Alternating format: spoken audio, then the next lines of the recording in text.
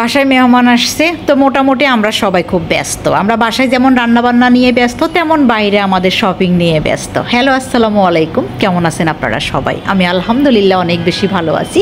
তো আরও বেশি ভালো আছি কারণ বাসায় আমাদের এখন অরেন আছে। সে খুবই দুষ্ট প্রকৃতির এবং পুরো বাসা তার মাথায় রাখে।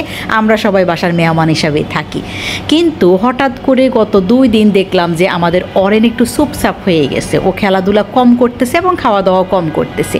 তা আমার মাথায় যেটা আসছে যে যেহেতু মিকি বাসায় নাই, মানে হচ্ছে অরেনের মা বাসায় নাই, তো হয়তো বা সে তার মায়ের জন্য মন খারাপ করতেছে। তো আমরা বাসার সবাই মিলে ওকে সঙ্গ দেওয়া শুরু করলাম। কিন্তু আরও একটা দিন যাওয়ার পরে খেয়াল করলাম যে ও টোটালি খাওয়া দাওয়া ছেড়ে দিচ্ছে, একদম পানি পর্যন্ত খাচ্ছে না, আর অনেক বেশি দুর্বল হয়ে গেছে, ঘুমাচ্ছে সারাদিন। তো এটা খুব চিন্তার বিষয়। তো আমরা ভাবলাম যে রাতটা পোহাক, তারপর ওকে অবশ্যই ডাক্তার দেখাতে হবে, যে ডাক্তার কি বলে আমাদেরকে শুনতে হবে। তো তারপর নিহাল স্কুলে যাই, সেই স্কুল থেকে আসে, নিহালকে খাওয়াই, আমি একটু রেস্ট করি যেহেতু আমি বাসায় অনেক বেশি কাজ করছিলাম। তারপর অরেনকে নিয়ে আমরা চলে যাই পারমিলিয়নে। তো পারমিলিয়ন আগের যে জায়গায় ছিল সেখান থেকে হচ্ছে ওদের লোকেশন চেঞ্জ করছে। তো ওরা একটা নতুন হচ্ছে বিল্ডিং ভাড়া নিছে। তো আমার হচ্ছে ওদের নতুন জায়গাটা খোঁজ করতে একটুখানি কষ্ট হয়েছে, যদিও ওদের লোকেশনটা অনেক বেশি সুন্দর ছিল এবং ইজি ছিল।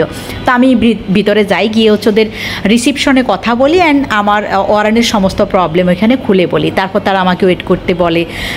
তারপর হচ্ছে যে অরেনের ডাক্তার আসে আর অরেনকে ভিতরে নিয়ে যায়। তো প্রথমে হচ্ছে অরেনের ওজন মাপ দেওয়া হয়, তারপর তার একটা পরীক্ষা দেয়। তা আমাদেরকে বলা হয় 20 থেকে 30 মিনিট অপেক্ষা করার জন্য। তা ব্যাড লাক হচ্ছে আমরা যখন 20 থেকে 30 মিনিট অপেক্ষা করি, তারপরে আমাদের কাছে যে নিউজটা আসে, তো সেটার জন্য মোটেই প্রস্তুত ছিলাম না।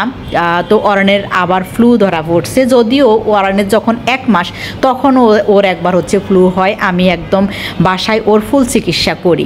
যাই হোক, এখন ডক্টর যেটা বলছে যে আগামী 7 দিন ওকে হচ্ছে সকাল বিকাল 2 বেলা ইঞ্জেকশন দেওয়া লাগবে। তো তার মানে হচ্ছে আমার অনেক বেশি কষ্ট হয়ে যাবে, 2 বার হচ্ছে আমাকে এই হসপিটাল আসা লাগবে, আবার যাওয়া লাগবে। তো এইসব চিন্তা করতে করতে আমি রিক্সায় বসে ওর প্রেসক্রিপশনটা দেখছিলাম যে কিভাবে কি করা যায়, আবার কি বাসায় হোম সার্ভিস নেওয়া দরকার হয় কি না। তো যাই হোক, সেই সব চিন্তা বাসায় গিয়ে করবো। অলরেডি আমরা বাসায় চলে আসছি আর আমাদের ওর অরেনকে বের করতেছি। অলরেডি ওর একটা ডোজ আমরা দিয়ে ফেলছি। আমরা যেহেতু বিকেলবেলা গিয়েছিলাম, বিকেলের ডোজটাও দেওয়া শেষ।